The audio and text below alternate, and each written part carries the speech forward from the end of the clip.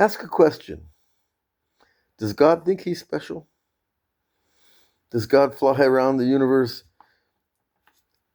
experiencing himself as a special being? Well, it's kind of hard to imagine that he wouldn't. He tells us throughout the Torah about his glory, his honor, his praise. He tells Moses that I didn't create, this Torah that I'm giving you for you. It's for all the people that need it most. He asked Job, where were you when I created the mountains? And he spoke through King David over and over about the glory of nature and his glory. God says, I don't change. I exist forever. That's pretty special. He warned man about eating from the fruit of the duality of good and evil. Because the duality, when we see the world in the duality of good and evil, we miss the oneness that is the creator.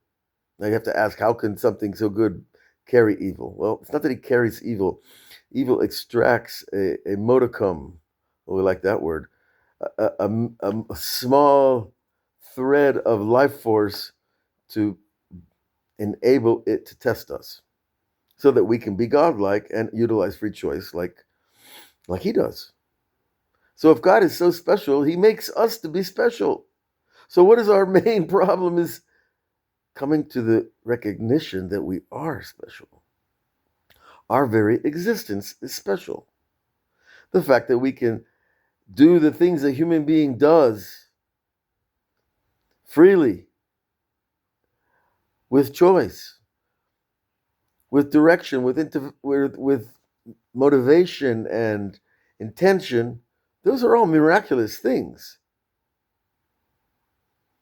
And just spend a little time with no people around and you'll understand how special people really are. Because like most things, when we get around them too much, familiarity breeds contempt. They say, well, we don't want to get all the way to contempt. We want to just be alone enough that we really miraculously understand how special we are, because we're an extraction of that infinite eternal being.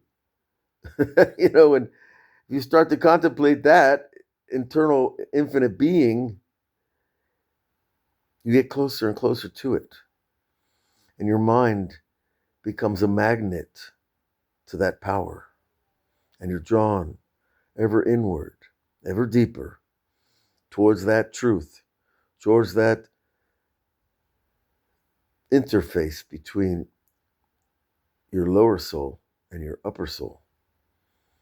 And then understand that spark of your upper soul is part of the collective we call the divine presence.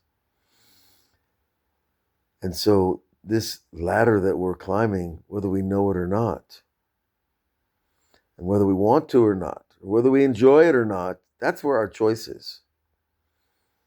But this is where we are, and this is who we're made to be. So when you don't feel too special, it's probably because you haven't looked hard enough in yourself and in your life. And that the miracles, when you see a person who can't walk, you really have appreciation for your legs. When a person can't talk, when a person can't see, all these things we take for granted are where our miracles begin. And God uses those ideas. He lives within us. So when it says ayin ba'ayin, it means God's eye in our eye. Or voice within voice. Or the thoughts that we know are not our own, that are sent to us from a merciful, patient being that wants our best. And we discover again and again, God is awesome. He's so awesome. He's not just like a God that created the world and then took a break, went on vacation. No, he's an awesome, infinite player in the story. And we're the outer expressions of that specialness. So when God speaks, all we have to do is, oh, really, Hineni, God, you're here. I forgot you're here. I'm so sorry I forgot you're here. that already brings you back to the beginning, to the point of your truth.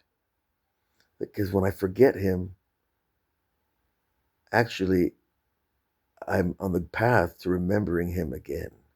And every time I remember him, I'm renewed in that relationship. And every time I remember that I forgot, I'm actually getting closer. So give yourself a break. Try to find that special point or a million points within you, within creation, with the people around you, with everything that's going on in the world, and the blasting of the news and the tidal wave of information that we just can't integrate. Push that aside. All we need to see is that our Creator is awesome and special, and so are we. Have a great one, a good one, a true one, because every moment is laden with this perfection from which we dwell and live, and will live on, way past the contractions and constrictions and suffering of this world. All the best.